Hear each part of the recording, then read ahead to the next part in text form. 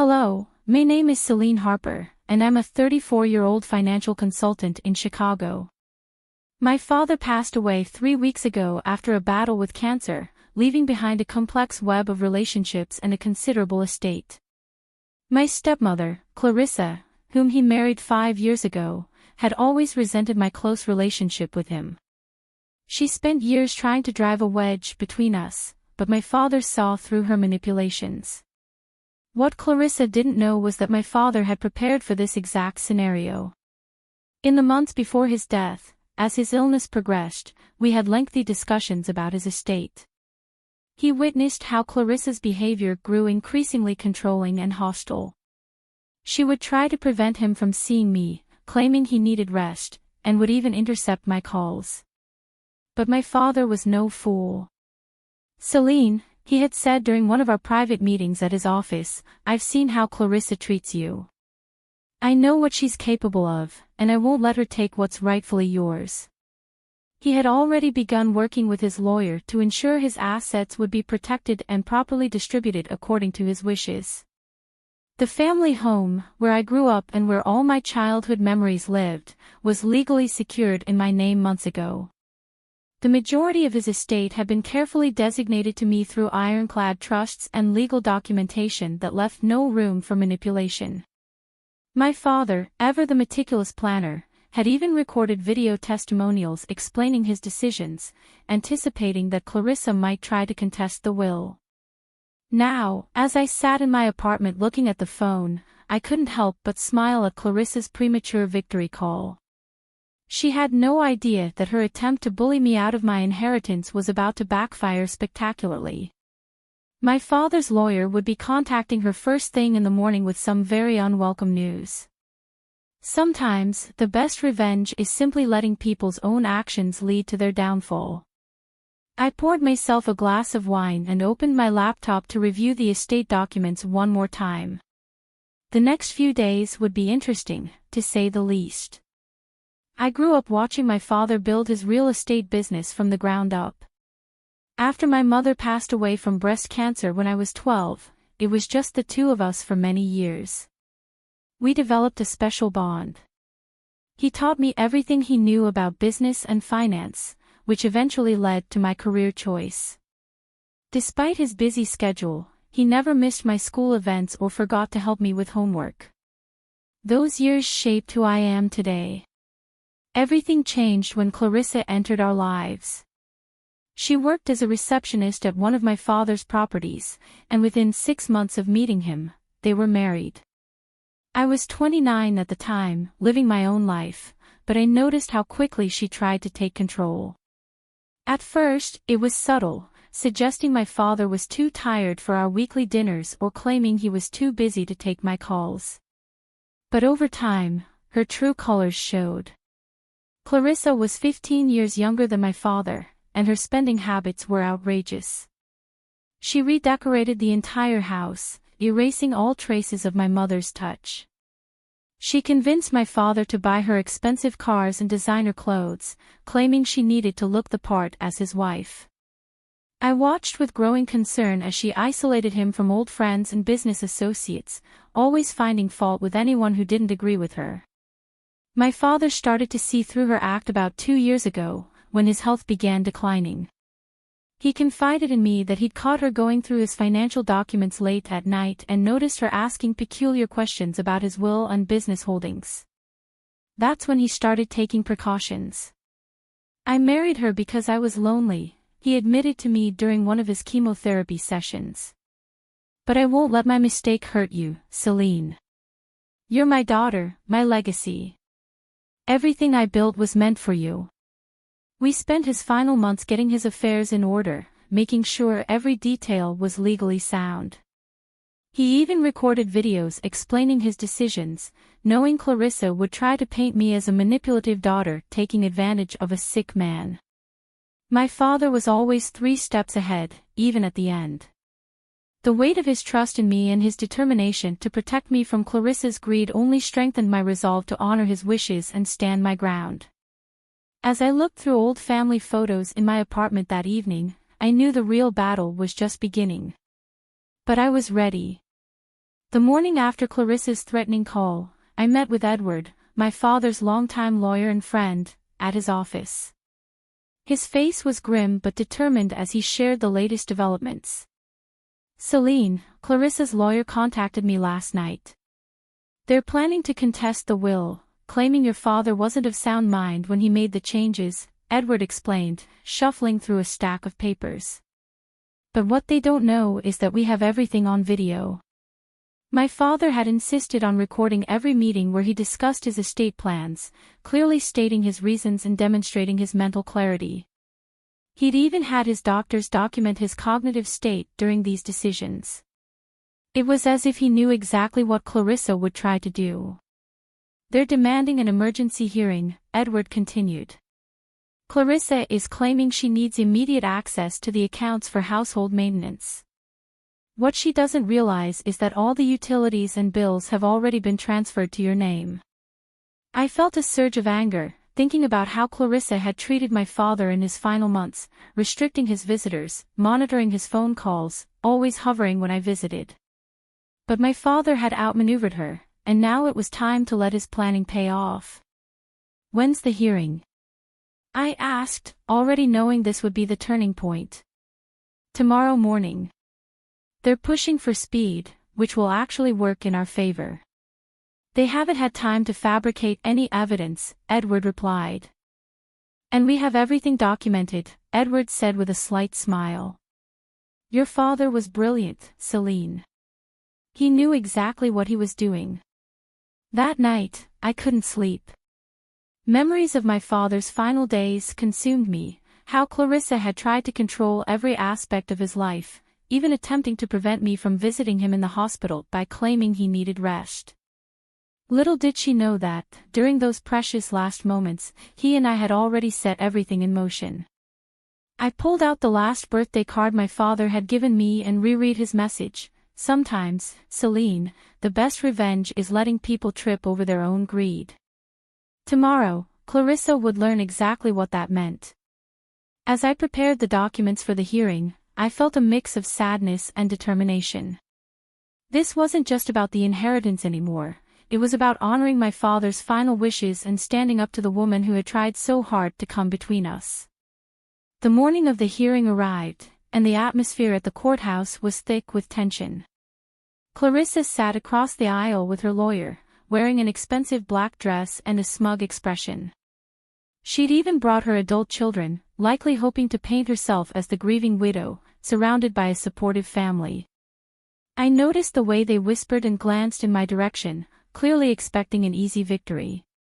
"Don't let them rattle you," Edward whispered as we waited for the judge. "Everything's in order. Just let the evidence speak for itself." When Clarissa's lawyer presented their case, it was everything we had anticipated. He painted me as a manipulative daughter taking advantage of a dying man and described Clarissa as the devoted wife who had sacrificed everything to care for her husband. Dramatically, he declared, "Your Honor, Mrs. Harper simply wants what her husband would have wanted, for her to maintain the lifestyle they shared and to protect the family home they built together."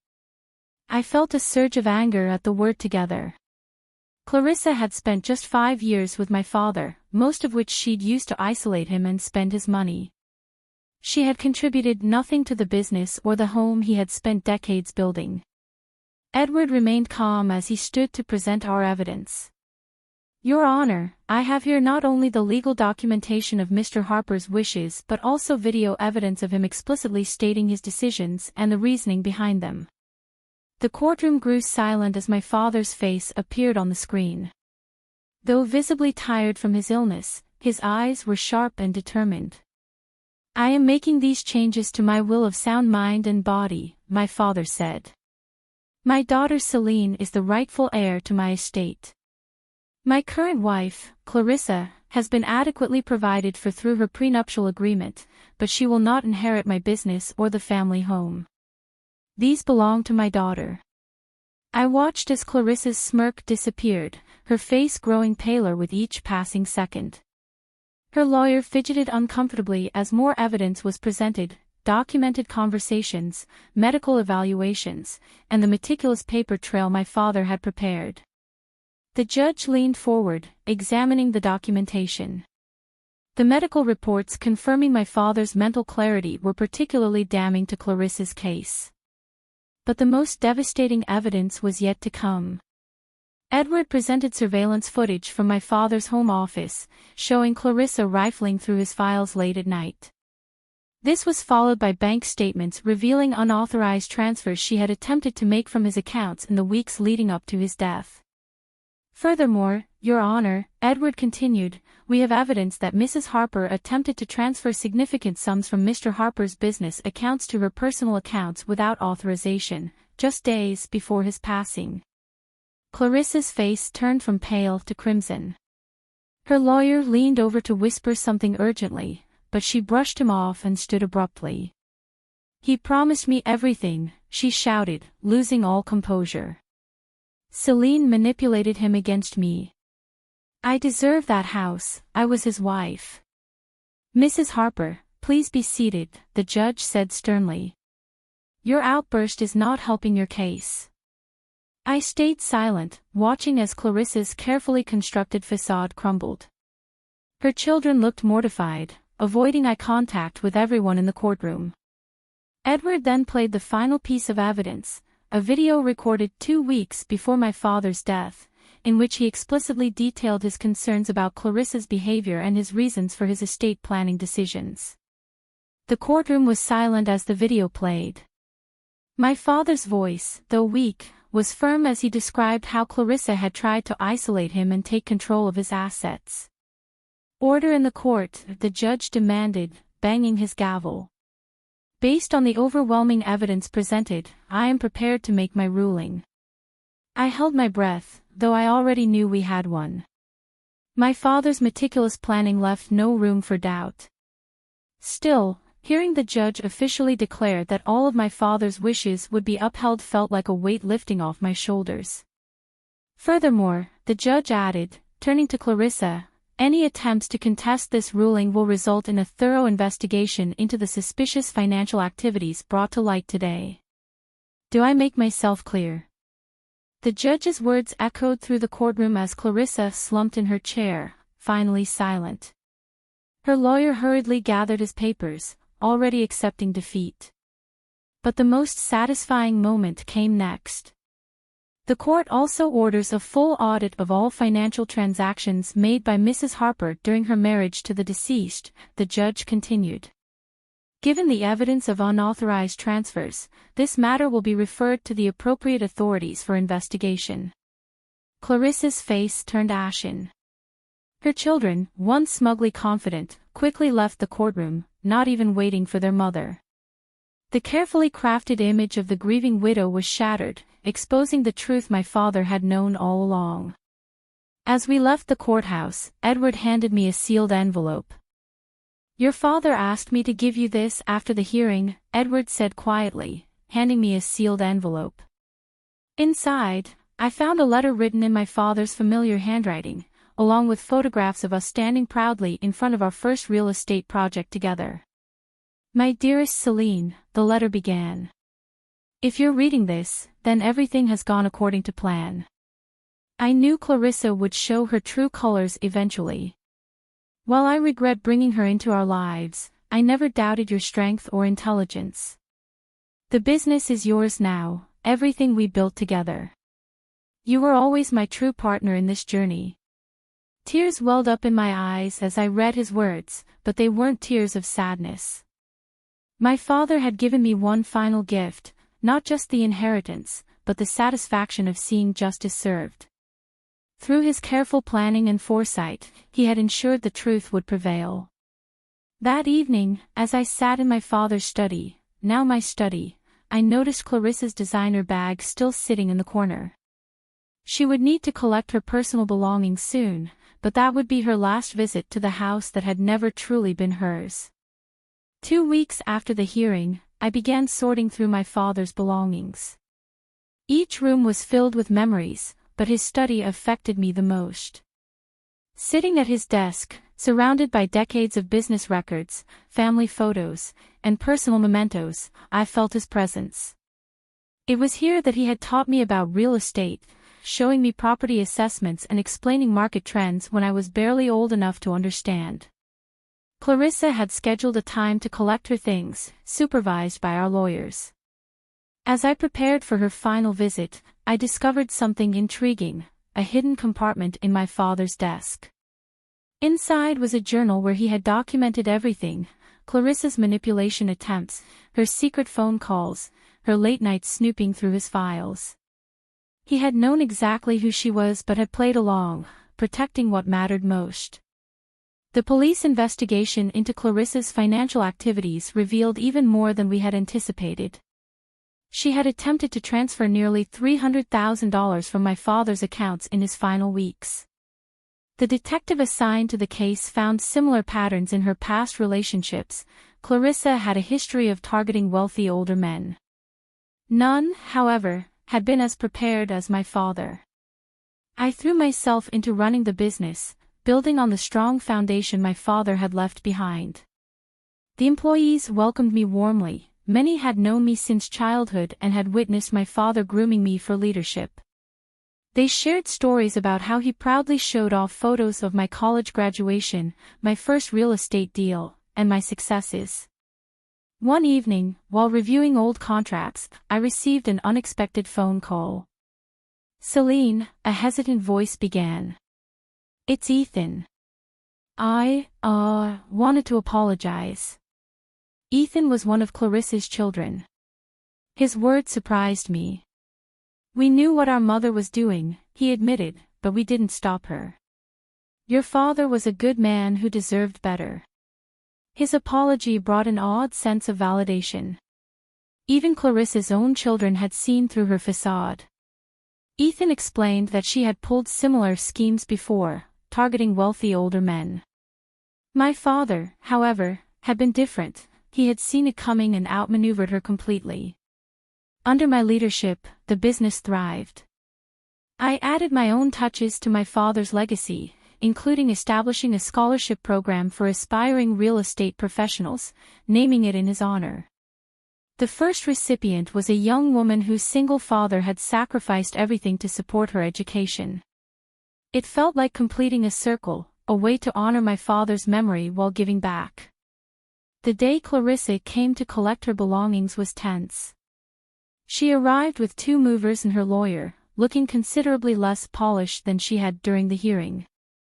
As she walked through the house, she lingered in front of certain items, particularly the expensive decorations she had convinced my father to buy. "You can take what you personally purchased," Edward reminded her firmly. "Everything else stays." He had a detailed inventory of what belonged to the estate. Clarissa's face tightened as she realized how little she could actually claim. From my vantage point in the study, I could hear her muttering about family heirlooms, though none of them were hers. Edward had to stop her multiple times from trying to take items that had belonged to my mother or had been in our family for generations. But the most satisfying moment came when she tried to claim the antique grandfather clock, insisting that my father had promised it to her. Edward calmly pulled out a photograph from 30 years ago. It showed the clock proudly standing in our living room when I was a child, long before Clarissa entered our lives. "Mrs. Harper," Edward said firmly, "please don't make this more difficult than it needs to be." The clock stayed, along with numerous other items she tried to claim. As she prepared to leave, Clarissa paused in the foyer. For a fleeting moment, I thought she might try to apologize or make amends. Instead, her voice dripped with bitterness as she said, "You think you've won, but you'll end up alone, just like your father did." I stepped out of the study, meeting her gaze directly. "My father was never alone," I replied calmly. "He had me, his true family, by his side until the very end. That's something you never understood and never will." Without another word, she turned and left. As the door closed behind her, I felt an overwhelming sense of closure. The house seemed lighter, as though her departure had lifted a dark shadow. I walked through each room, running my hands over familiar surfaces, feeling truly at home for the first time since my father's passing. 1 year later, I sat in what was now my office, reviewing the details of our latest property acquisition. The business had grown significantly under my leadership, expanding into new markets while maintaining the integrity my father had instilled. A photo of him sat on my desk, a constant reminder of everything he had taught me. The investigation into Clarissa's financial activities had long since concluded, revealing a trail of fraud that stretched back years before she met my father. She faced legal consequences for her attempts to steal from his accounts during his final days. Last I heard, she had moved to another state, her carefully crafted image of the grieving widow completely shattered. The house, now my home, felt alive again. I preserved the elements that carried family memories but updated others to reflect my own style. My mother's paintings hung in the living room once more, and the grandfather clock continued to mark time in the foyer, its chimes of familiar comfort. Most importantly, I had honored my father's legacy, not just by protecting what he had built, but by building upon it. The scholarship program we established had already helped 3 promising students pursue their dreams in real estate development. Sometimes, healing comes in unexpected forms. For me, it came through the respect and admiration in the eyes of our employees whenever they spoke about my father. They often shared stories of his kindness, integrity, and unwavering pride in me. Those moments reminded me that his legacy wasn't just in the properties or the business, it was in the lives he touched and the values he instilled. Last week, I discovered an old photo album in his study, one I hadn't noticed before. Tucked inside was a letter, dated just days before his passing. Celine. You were always stronger than you knew. Remember that success isn't just about building wealth, it's about maintaining your integrity while doing so. You've made me proud in ways I never could have imagined. The real victory wasn't just about keeping what was rightfully mine, it was about living up to the values my father had taught me. The business continues to thrive, but more importantly, it does so with honesty and integrity, the principles my father always championed. Clarissa's attempts to take what wasn't hers ultimately revealed the strength I inherited from him.